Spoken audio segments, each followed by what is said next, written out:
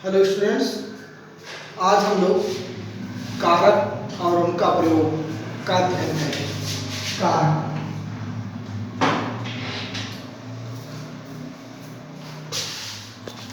कारक संज्ञा या सर्वनाम के जिस रूप से उसका संबंध वाक्य के अन्य शब्दों से किया जाए।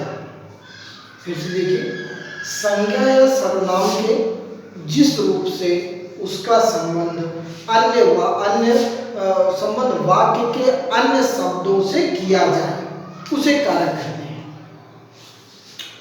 संज्ञा सर्वनाम के लिए, इसकी स्पष्टता के लिए, संज्ञा या सर्वनाम के साथ जो चिन्ह लगाए जाते हैं उसे ही हम कारक चिन्ह या विभक्ति कहते हैं।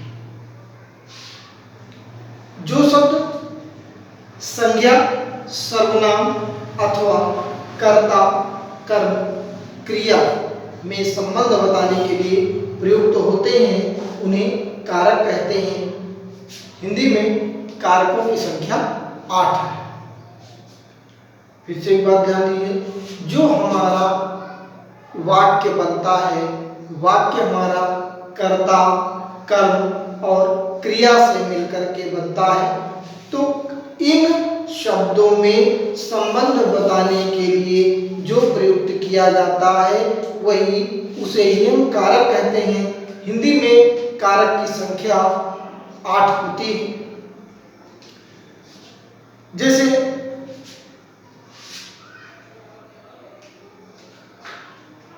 विशाल वाचनालय में समाचार पत्र पढ़ता है। वाचनालय में वह कलम से पत्र लिखता है, कलम से। कृष्ण ने कंस को मार दिया। कृष्ण ने कंस को। अध्यापक बालकों को पुस्तक पढ़ाता है, बालकों को। महिमा ने भाई के लिए मिठाई खरीदी। महिमा ने भाई के लिए मिठाई खरीदी।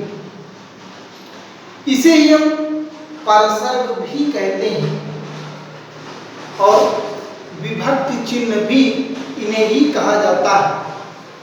कभी कभी कुछ वाक्यों में कुछ शब्दों के साथ परसर्ग का प्रयोग नहीं किया जाता है। जैसे सोहन दूध पीता है। सोहन दूध पीता है मतलब दूध को पीता है, तो दूध के साथ में कोई परसर्ग का प्रयोग नहीं हुआ है। फिर कारक के मुख्यतः हिंदी में कारक की संख्या 8 है। हिंदी में कारक की संख्या मुख्यतः 8 है और आठों के लिए चिन्ह है कर्ता, कर्म। 8 में कर्ता, कर्म, करण, कर्ता, कर्म, करण, संप्रदान, संप्रदान, अपादान, संबंध,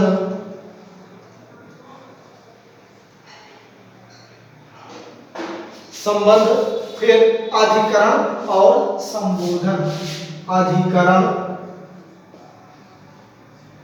और संबोधन,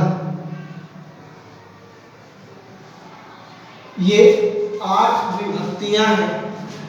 इसी को प्रथमा, द्वितीया, संस्कृत में प्रथमा, द्वितीया, तृतीया, चतुर्थी, पंचमी, षष्ठी, सप्तमी और संबोधन। इसके सबके अपने चिन्ह है, विभक्ति चिन्ह। जैसे कर्ता का ने, कर्म का को, करण का से और संप्रदान का से द्वारा और संप्रदान का इसी प्रकार से के लिए और को, के लिए और को अपादान का वही से इसमें अलग होने के संबंध में, से अलग होने के रेफरेंस में, अलग होने अलगाव की स्थिति में, अलगाव की स्थिति में यहां पर से लगेगा। फिर इसके बाद संबंध में का की के रा री रे, का की के रा री रे। अधिकरण में पर और संबोधन में हे, हो, अरे आदि हमारा संबोधन की का भी भक्ति चिन्ह है। अब अगर एक इसको कविता के फॉर्म में अगर समझते हैं तो अगर आप नोट करना चाहें तो नोट कर सकते हैं। कर्ता, इसका क्रम से जानने के लिए, क्रम से जानने के लिए कर्ता, कर्म, करण, संप्रदान, अपदान, संबंध, अधिकरण, संबोधन क्रम से जानने के लिए कर्ता ने नहीं, कर्ता कर्म करण कारक में, कर्ता कर्म करण कारक में संप्रदान का मन, अपादान, संबंध, अधिकरण, संबोधन तक जाना। एक बार फिर से मैं रिपीट कर दे रहा हूं। कर्ता कर्म करण कारक में संप्रदान का मन, अपादान, संबंध, अधिकरण, संबोधन तक जाना। ये हमारा कारक और कारक का चिन्ह हो गया। फिर इसके बाद हम लोग आगे क्रम से सबसे पहले हम लोग कर्ता कारक के विषय में अध्ययन करेंगे। कर्ता कारक, कर्ता कारक, इसका जो चिन्ह होता है वो होता है ने। कर्ता का जो चिन्ह होता है वो होता है ने। शब्द के जिस रूप से क्रिया के करने वाले का बोध होता है, शब्द के जिस रूप से क्रिया के करने वाले का बोध होता है उसे हम कर्ता कारक कहते हैं। इसकी विभक्ति चिन्ह है ने। जैसे राजीव ने पुस्तक पढ़ी, वाक्य में क्रिया करने वाला कौन है? राजीव। अतः यहाँ पर राजीव शब्द कर्ता कारक है। वर्तमान और भविष्य काल में कर्ता के साथ ने विभक्ति का चिन्ह, ने विभक्ति चिन्ह का लोप हो जाता है वर्तमान और भविष्य काल में। जैसे बालक क्रिकेट खेलेंगे, मोहन पतंग उड़ाता है, तो बालक के साथ में विभक्ति चिन्ह ने का लोप हो गया, मोहन के साथ में ने का लोप हो गया। क्योंकि प्रथम वाक्य जो बालक क्रिकेट खेलेंगे ये भविष्य काल में, और दूसरे वाक्य की जो क्रिया है वो पतंग उड़ाता है वर्तमान काल में है।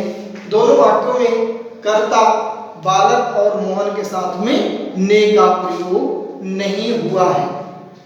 एक चीज और ध्यान दीजिए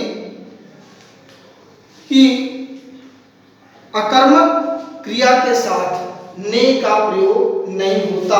अकर्मक अर्थात जिस वाक्य में कर्म नहीं है, अकर्मक क्रिया के साथ में ने का प्रयोग नहीं होता है।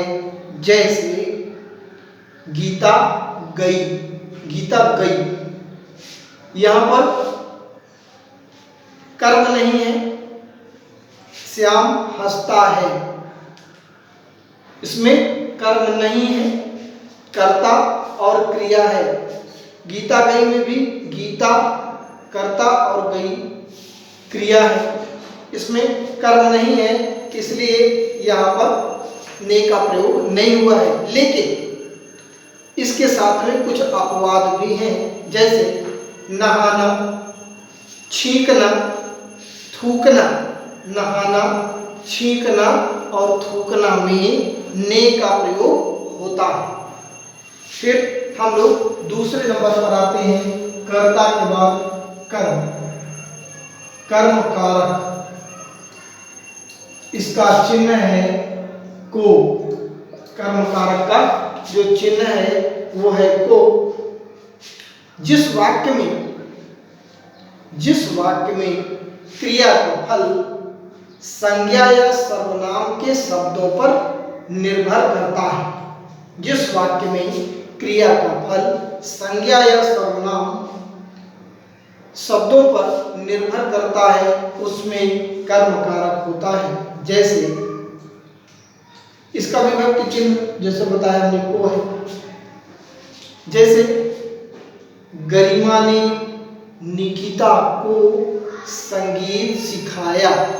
गरिमा ने किसको संगीत सिखाया? निकिता को सिखाया। गरिमा ने सिखाया, किसको सिखाया? निकिता को। निकिता यहाँ पर कर्म कारक है। कर्म के बाद को का चिन्ह प्रत्यक्ष या परोक्ष रूप से आए। कर्म के बाद कर्म निकालने के लिए पहले किसको हमने पूछा तो पता चल गया कि किसको, और कर्ता के बाद कर्म आया। आज ऐसे कैसे करते हैं? क्रिया का फल जिस शब्द पर पड़ता है उसे कर्म कारक कहते हैं। यदि वाक्य में कर्म के बाद को चिन्ह का प्रयोग प्रत्यक्ष या अप्रत्यक्ष रूप से आए तो उस शब्द में कर्म कारक का प्रयोग माना जाता है। जैसे राम ने रावण को बाण से मारा। राम ने रावण को मारा। दूसरा शब्द है राम ने रोटी खाई। इसमें जो पहला उदाहरण हमने दिया, राम ने रावण को मारा। राम ने रावण को मारा, तो यहाँ पर राम के बाद ने और कर्ता राम है, इसलिए राम के बाद ने और रावण को चिन्ह का प्रयोग हुआ है रावण के बाद, इसलिए रावण शब्द में किसको? रावण हुआ हमारा कर्म कारक।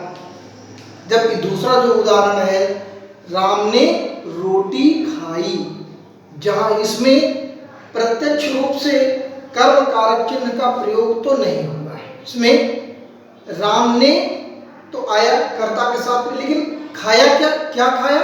रोटी कर्म है हमारा, लेकिन रोटी को नहीं आया है। इसमें प्रत्यक्ष रूप से कर्म कारक चिन्ह का प्रयोग नहीं हुआ है, परंतु अप्रत्यक्ष रूप से उसमें कर्म कारक का प्रयोग हुआ है, इसलिए रोटी शब्द में कर्म कारक का प्रयोग मानता है। दिन, तिथि, समय को प्रकट करने के लिए दिन, तिथि और समय को प्रकट करने के लिए को का प्रयोग किया जाता है। जैसे सोमवार को आनंद भवन बंद रहता है। सोमवार दिन, तिथि और समय को प्रकट करने के लिए को का प्रयोग किया जाता है, कर्म कारक। फिर कर्म कारक का प्रयोग चेतन या सजीव कर्म के साथ होता है। चेतन या सजीव कर्म के साथ, जैसे मोहन ने श्याम को पुस्तक दी, सजीव के साथ। निर्जीव के साथ नहीं होता है। जैसे गोपाल ने पत्र लिखा। गोपाल ने पत्र लिखा। पत्र क्या है? निर्जीव है, इसके साथ में को का प्रयोग नहीं किया गया है। तीसरा हमारा है नहीं। इसके बाद थोड़ा सा और देख लेते हैं। अगर वाक्य में कुछ शब्द आप नोट कर लीजिए, जैसे दुहना, फिर मांगना, मांगना, पकाना। अब शब्द इसको आप नोट कर लीजिए। दंडित करना, दंडित करना, चुनना और बोलना, ले जाना, बोलना, ले जाना, चुराना, चुराना, दोनों ओर, चारों ओर, दोनों ओर,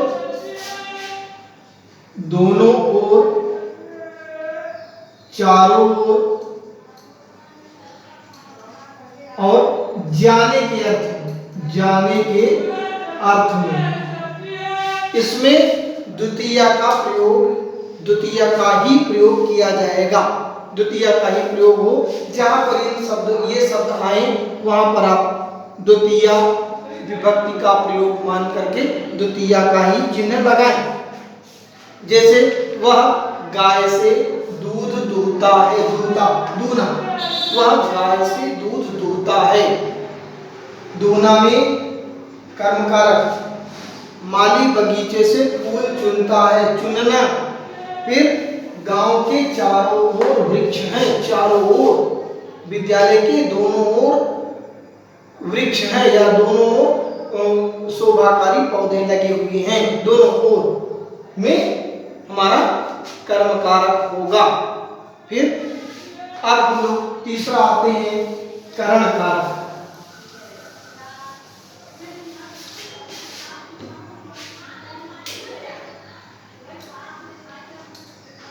करण कारक और इसका चिन्ह है से। करण कारक इसका चिन्ह है से। वाक्य में क्रिया को करने में प्रयुक्त साधन, क्रिया को करने में प्रयुक्त साधन का बोध कराने वाले शब्द के रूप में, रूप या शब्द को करण कारक कहते हैं। जैसे सिपाही ने चोर को डंडे से पीटा, डंडे से पीटा। क्रिया पीटा क्रिया जो है किससे संपन्न की गई? डंडे से संपन्न की गई, इसलिए डंडे से में करण कारक है। फिर इसका जो कारक का चिन्ह है से, जहां पर से का प्रयोग, से का प्रयोग के द्वारा के अर्थ में हो, वह करण कारक का प्रयोग किया जाता है। जैसे वह कलम से लिखता है, से द्वारा, कलम के द्वारा लिखता है, कलम से लिखता है। वह साइकिल से स्कूल जाता है, साइकिल से। इसके साथ में और आप ध्यान दिए, साथ जाने के अर्थ में भी, साथ जाने के अर्थ में भी करण कारक का प्रयोग किया जाता है, साथ जाने के अर्थ में। जैसे वह पिताजी के साथ बाजार जाता है, मैं पिताजी के साथ बाजार जाता हूँ। बाजार में बाजार को साथ, साथ जाने के अर्थ में करण कारक का प्रयोग होगा। फिर इसी में है अंग भंग की स्थिति में, अंग भंग की स्थिति में अब तक करण कारक का प्रयोग होगा। जैसे वह आंखों से अंधा है, वह पैर से लंगड़ा है। यहाँ पर जो से लगेगा ये हमारा अंग भंग के अर्थ में भी करण कारक का प्रयोग किया जाता है। चौथा हमारा है संप्रदान कारक। संप्रदान कारक, इसका जो कारक का चिन्ह है के लिए, के और जहां पर वाक्य में जिसके लिए कुछ कहा जाए, जिसके लिए कुछ कहा जाए, जिसको कुछ दिया जाए, जिसके लिए कुछ कहा जाए या जिसको कुछ दिया जाए, वहां पर संप्रदान कारक होता है। जैसे संजीव अपने भाई के लिए कार लाया, भाई के लिए यहाँ पर संप्रदान कारक चतुर्थी विभक्त किसके लिए कार लाया, भाई के लिए, तो भाई के लिए में संप्रदान कारक है। अब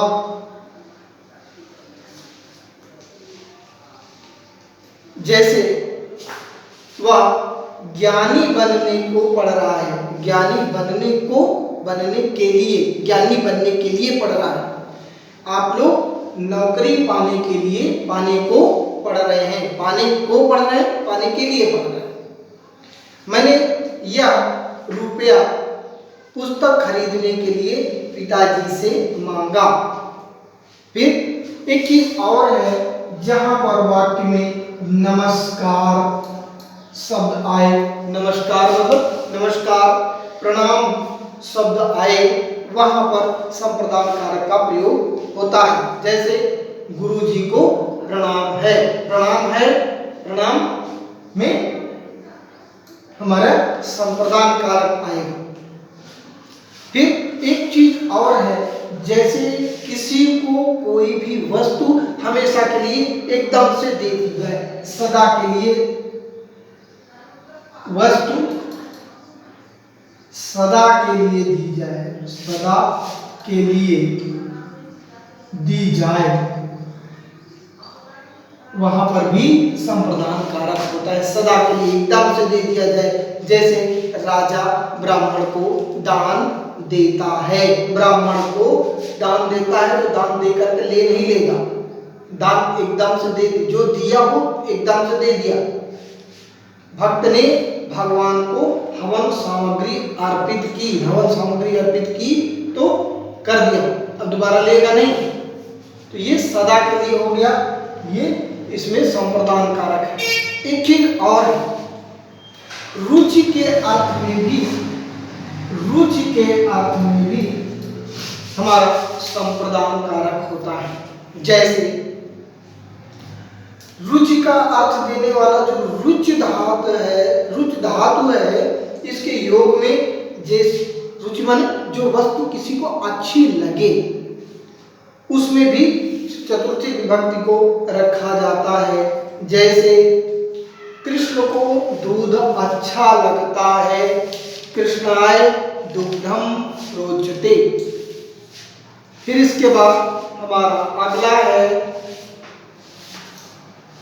अपादान कारक। संप्रदान के बाद हमारा है अपादान कारक। अपादान कारक जिसका चिन्ह है से कहा, अलगाव की स्थिति में, से अलग होने के संदर्भ में जो से का प्रयोग किया जाता है, वहां पर हमारा अपादान कारक होता है। जैसे पेड़ से पत्ते गिरे, तो पेड़ से पत्ता अलग हो रहा है, अब वो पत्ता कभी पेड़ पर नहीं जाएगा। तो पत्ता कहाँ से गिरा, पेड़ से गिरा, पत्ता कहाँ से गिरा, पेड़ से गिरा, इसलिए यहाँ पर अपादान कारक हुआ। फिर इसके बाद अगला है हमारा अपादान कारक में एक चीज और है, अलगाव की स्थिति में है। दूसरा है दो लोगों की तुलना की जाए, दो लोगों की तुलना की जाए, वहां पर भी अपादान कारक का प्रयोग करते हैं। जैसे राधा सीता से 2 वर्ष बड़ी है, एक की तुलना दूसरे से किया गया, राधा सीता से 2 वर्ष बड़ी है। फिर इसके बाद हमारा है संबंध कारक का प्रयोग।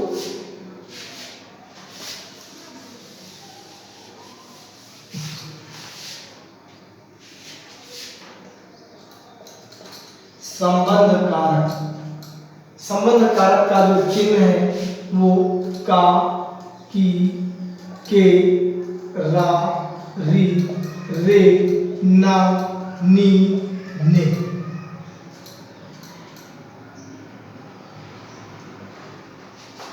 संबंध कारक का जो चिन्ह है काकी के, नानी ने, रारी रे।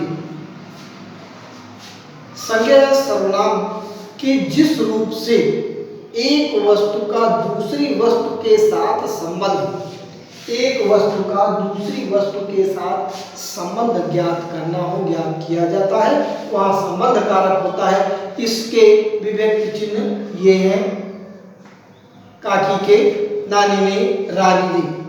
जैसे रोहित का भाई घर गया।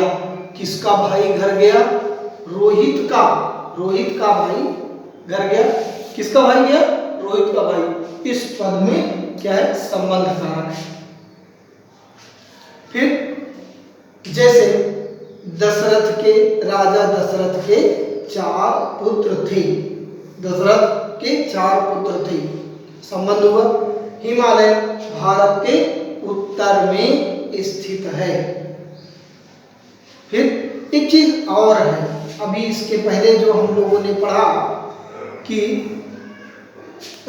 संप्रदान विभक्ति में जब कोई वस्तु किसी को सदा के लिए दी जाए, लेकिन यहाँ पर थोड़ा सा उल्टा है, कोई वस्तु किसी को दी तो जाए लेकिन सदा के लिए न दी जाए, सदा के लिए न दी जाए। जैसे धोबी को कपड़े देता है, वह धोबी को कपड़े देता है, मैं धोबी को कपड़े देता हूँ, यानी कपड़ा दे दिया मतलब एकदम से नहीं दिया, उससे कपड़ा मुझको दोबारा लेना है। राम ने अपने मित्र को पुस्तक दिया या पुस्तक देता है, तो पुस्तक देता है, दोबारा पुस्तक फिर लेगा उससे। फिर इसके बाद हमारा है अधिकरण कारक का प्रयोग। संबंध कारक के बाद में हमारा अगला आता है अधिकरण कारक का प्रयोग। अधिकरण कारक, अधिकरण कारक, इसका चिन्ह है में और पर। में पर अधिकरण कारक का चिन्ह है। संज्ञा की जिस रूप से आधार प्रकट हो, संज्ञा के जिस रूप से आधार प्रकट होता है उसे अधिकरण कारक कहते हैं। इसका जो विभक्ति का चिन्ह है में पर है। जैसे कबूतर पेड़ पर बैठा है। कहाँ बैठा है? आधार क्या है? कहाँ बैठा है? पेड़ पर बैठा है। इसमें अधिकरण कारक है। जहां हिंदी वाक्य में इनमें से किसी चिन्ह का प्रयोग हुआ है तब वहां पर अधिकरण कारक का प्रयोग माना जाता है। जैसे कमरे में 40 बच्चे हैं। कितने बच्चे हैं? 40 बच्चे हैं। पुस्तक मेज पर है। मेज पर कहाँ पर है? मेज पर। चारपाई के ऊपर बालक बैठा है। बालक कहाँ बैठा है? चारपाई के ऊपर बैठा है। आधार का बोध हुआ, वहाँ हमारा अधिकरण कारक होता है। फिर इसके बाद अगला है हमारा संबोधन कारक। हमारा है संबोधन कारक। इसका चिन्ह है हे, अरे आदि इसका चिन्ह है। जिस शब्द का प्रयोग करके किसी शब्द को संबोधित किया जाए उसे संबोधन कारक कहते हैं। इसका विभक्ति चिन्ह हे, रे आदि है। जैसे हे अनुपम, यहाँ आओ। जहां पर हिंदी वाक्य में इन चिन्हों का जो प्रयोग किया जाता है वो कर्ता के पहले किया जाता है, वहां संबोधन कारक का प्रयोग माना जाता है। जैसे हे बालक तू क्या कर रहा है? हे संबोधन है, इसलिए यह संबोधन कारक है। यही हमारा संबोधन ये कारक समाप्त होता है। कारक पहले हिंदी में मुख्यतः 6 माने जाते थे और कुल इसके 8 भेद हैं, जो 8 आपको बताया गया। धन्यवाद। आपको हमारा यह वीडियो अच्छा लगा, पसंद आया तो लाइक जरूर करें। धन्यवाद।